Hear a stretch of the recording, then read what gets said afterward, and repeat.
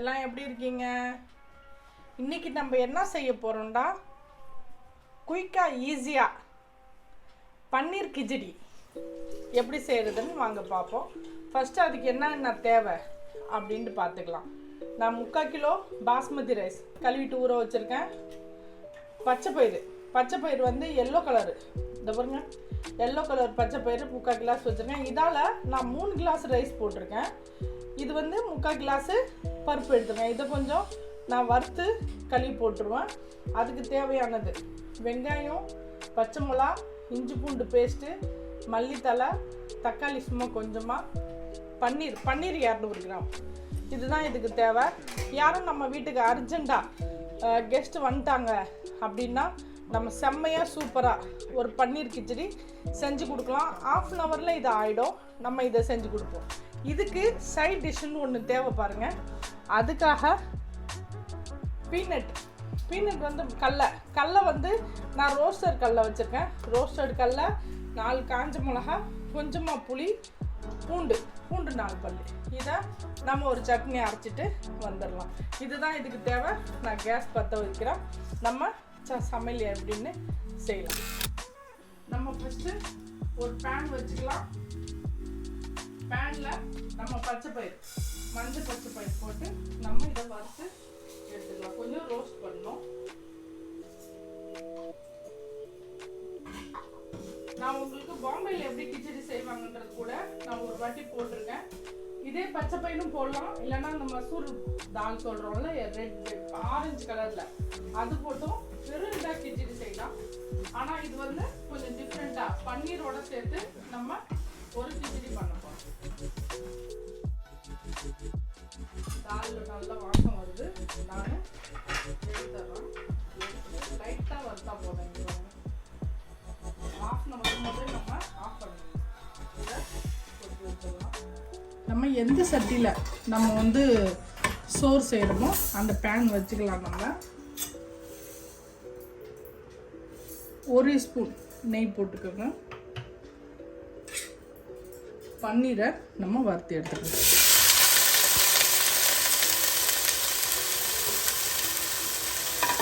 சும்மா பன்னீர் லைட்டாக வறுத்தா போதும்.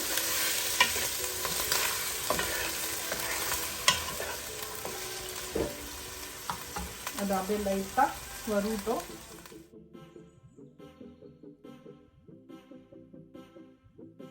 பன்னீர் நிறையா வறுக்க வேண்டாம், கொஞ்சமாக வறுத்தா போதும். நம்ம இதை எடுத்துடலாம்.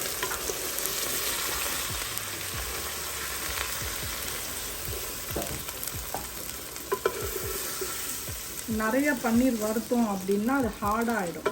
அதனால் நம்ம கொஞ்சமாகவே இதை வறுத்து எடுத்துடலாம். இதில் நம்ம கொஞ்சம் சன்ஃப்ளவர் ஆயில் கொஞ்சமாக போட்டுக்கலாம். கொஞ்சமாக 1 ஸ்பூன் ஜீரகம், பட்டை, ஏலக்காய்,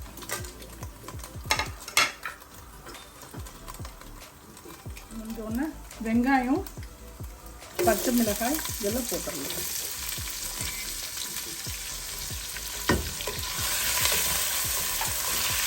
இது நல்லா வதங்கி வரட்டும். நம்ம தேவையான அளவு சால்ட் எவ்வளோ தேவையோ அவ்வளோ போட்டுடலாம்.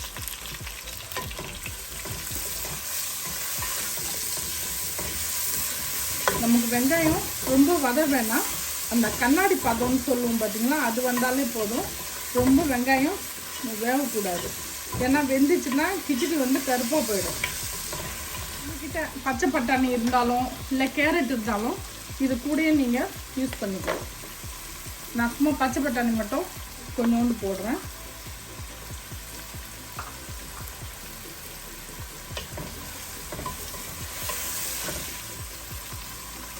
இப்போ நம்ம இஞ்சி பூண்டு பேஸ்ட்,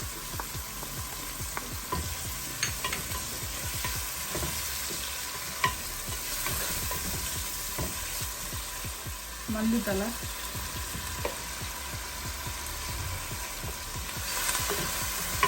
அது கூடவே தக்காளியும் போட்டுடலாம். கொஞ்சோண்டு மஞ்சள் தூள், ஒரு அரை ஸ்பூன் மஞ்சள் தூள். இப்போ நம்ம தண்ணி ஊற்றிடலாம்.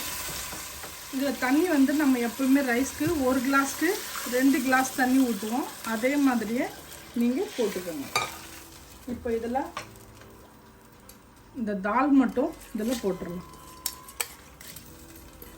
தண்ணி கொதி வந்தோடனே நம்ம ரைஸ் போட்டுக்கலாம். இன்னும் கொஞ்சம் தண்ணி போடணும்.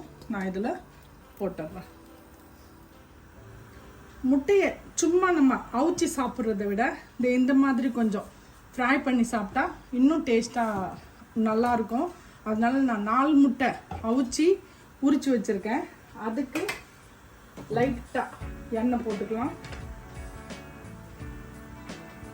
கொஞ்சமாக எண்ணெய் போட்டுக்குவோம். அரை ஸ்பூன் இஞ்சி பூண்டு பேஸ்ட்டு, 1/4 ஸ்பூனோட கம்மியாக மஞ்சள் தூள், கரம் மசாலா, சால்ட்டு இதில் வச்சுருக்கேன். இதை நம்ம இதில் போட்டுடலாம். இதில் கொஞ்சம் நம்ம இதை எடுத்துட்டு முட்டையை 4ஐயும் இதில் போட்டுடலாம். இதை சும்மா இந்த மாதிரி நல்லாயிருக்கும் இது சாப்பிட்றதுக்கு. இது அப்படியே கொஞ்சம் அப்படியே வெந்துக்கிட்டே இருக்கட்டும். இது ஆயிட்டுருக்கு. ரைஸ் இது தண்ணி கொதி வந்துடுச்சு. நம்ம இதை போட்டுடலாம்.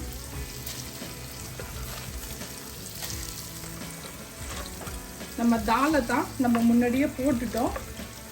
அதனால வெறும் ரைஸ் மட்டும்தான். இப்போ இது வந்து பாஸ்மதி ரைஸ்ன்றதுனால சும்மா சட்டுன்னு உங்களுக்கு ஆகிடும்.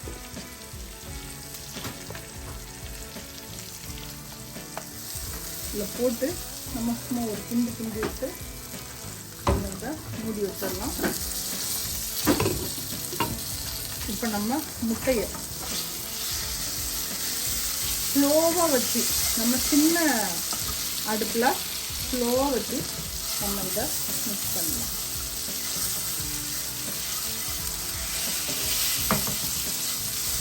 இதில் இந்த மசாலா பிடிச்சி கொஞ்சம் நல்லாயிருக்கும். அவ்வளோதான்.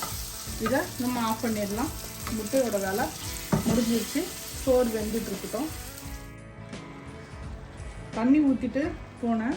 இப்போ வந்து ஒரு வாட்டி நம்ம இதை பரட்டி விட்டுருலாம்.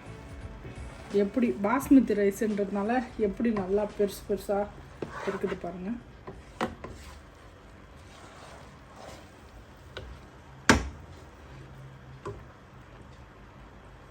இது இன்னும் கொஞ்சம் தண்ணி பத்தல. நான் ஒரு அரை கிளாஸ் தண்ணி போட்டுட்டு இதில் இப்போ இந்த பன்னீரை போட்டுருவோம். நம்ம நல்லா செம்மையாக பன்னீர் கிச்சடி ரெடி ஆகிடுச்சு பாருங்கள். நம்ம அடுப்பை ஆஃப் பண்ணிடலாம். இதில் இப்போ பன்னீரும் வாசனையும் இதில் இருக்குது. எல்லாம் இருக்குது. செம்மையாக சூப்பராக பன்னீர் கிச்சடி ஒரு முட்டை ரெடி ஆகிடுச்சு பாருங்கள். இவ்வளோ தான் இதுக்கு வேலை. கடல சட்னியும் ஆயிடுச்சு. சும்மா தூக்குது பாருங்கள். இதெல்லாம் எவ்வளோ செம்மையாக சூப்பராக. நம்ம குழந்தைங்களுக்கெல்லாம் பன்னீர் ரொம்ப பிடிக்கும். எங்கள் வீட்டு பசங்களுக்கு ரொம்பவே பன்னீர் பிடிக்கும். அதனால் பன்னீரில் நம்ம எது செஞ்சாலும் நல்லா சாப்பிடுவாங்க. இங்கே பாருங்கள். இந்த மாதிரி வறுத்த முட்டையை நம்ம இதில் வச்சு சாப்பிட்லாம். செம்மையாக சூப்பராக குயிக்காக பன்னீர் கிச்சடி, கடல சட்னி, எக்கு இதுதான் நைட்டுக்கு சாப்பாடு. இதே மாதிரி நீங்களும் செஞ்சு சாப்பிட்டு பாருங்கள்.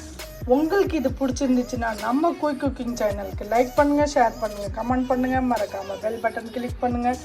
இன்ஷா அல்லாஹ் நான் இன்னொரு வீடியோவோடு வந்து சந்திக்கிறேன். பாய்.